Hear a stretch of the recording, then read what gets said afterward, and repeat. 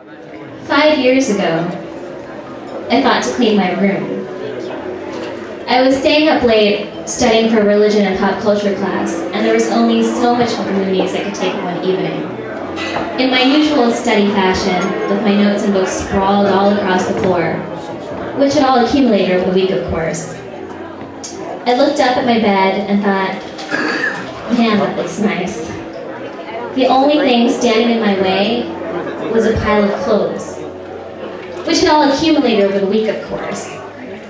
My desk was looking dusty, and I just felt ashamed. I thought, when did I become so messy?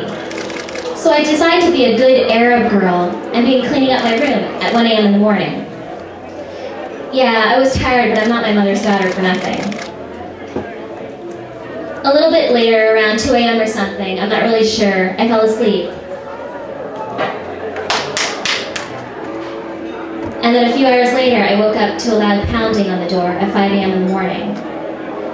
Someone shouted, "Mrs. Al-Arian, there's a problem with your car, you have to move your car." So I thought, perhaps it's a drunk neighbor? I mean, it's not like we always had drunk neighbors coming around, except this one time. You see, this woman knocked on our door, so I opened it. And she just walked in, not really acknowledging me.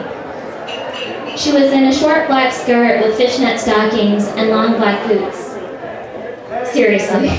And it wasn't even Halloween. Her eyes were completely bloodshot, and she reeked of alcohol.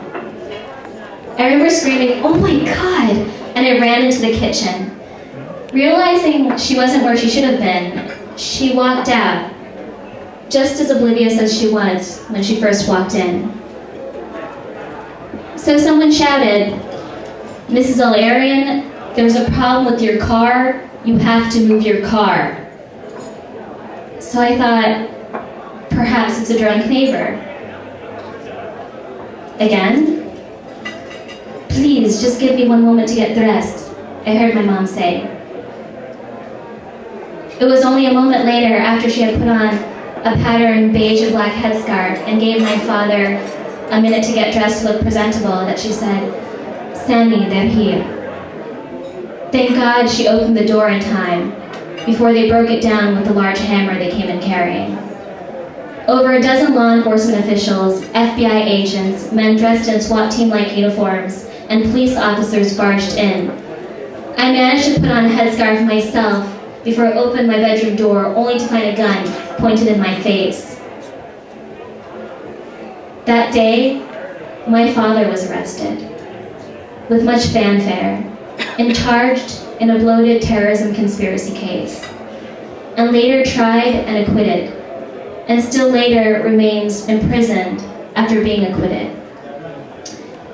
Like me and probably the rest of my neighbors, my two younger siblings, Ali, a 12-year-old who later developed an obsession with Led Zeppelin, Pearl Jam, and Rage Against the Machine, and Mama, a 9-year-old who liked to play with her older sister's makeup while listening to Hillary Duff, woke up to the same loud pounding, and flashlights shined in their eyes.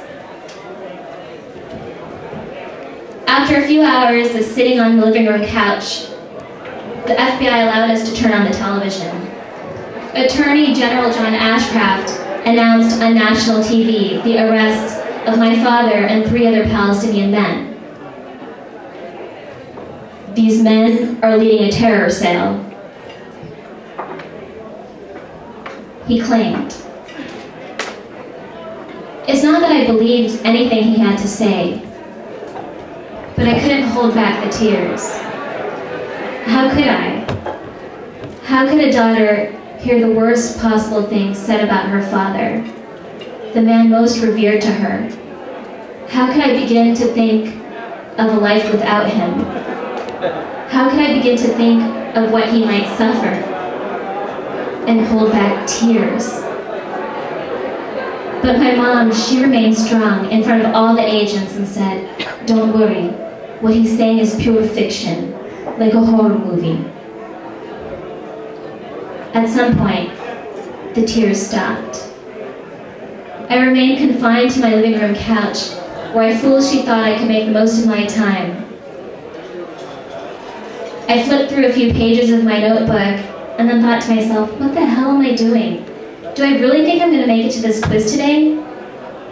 So I decided to strike up a conversation with the head agent who was searching our china cabinet. He was a 40-something plain man wearing a plain grayish suit. So, what college did you go to? Oh, really?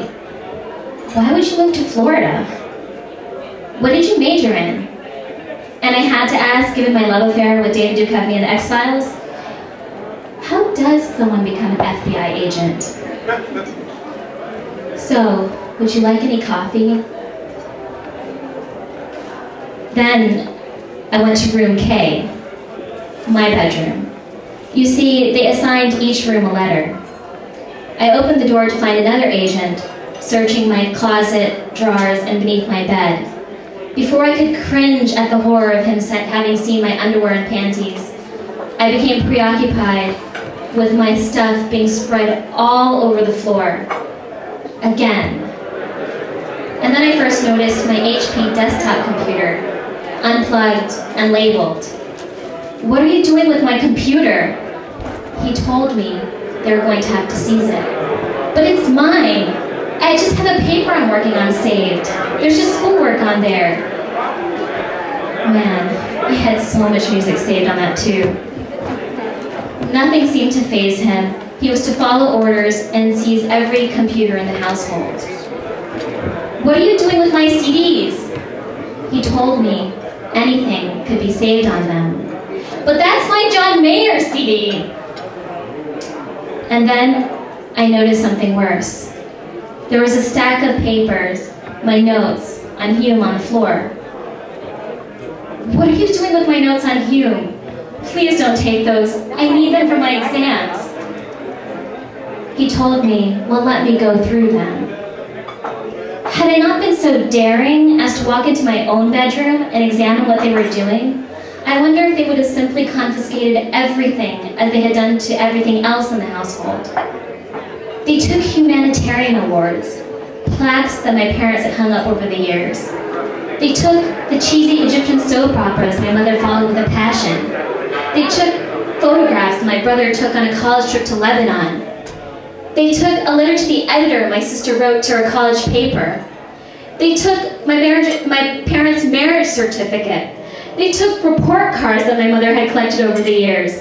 They took birthday cards that she collected.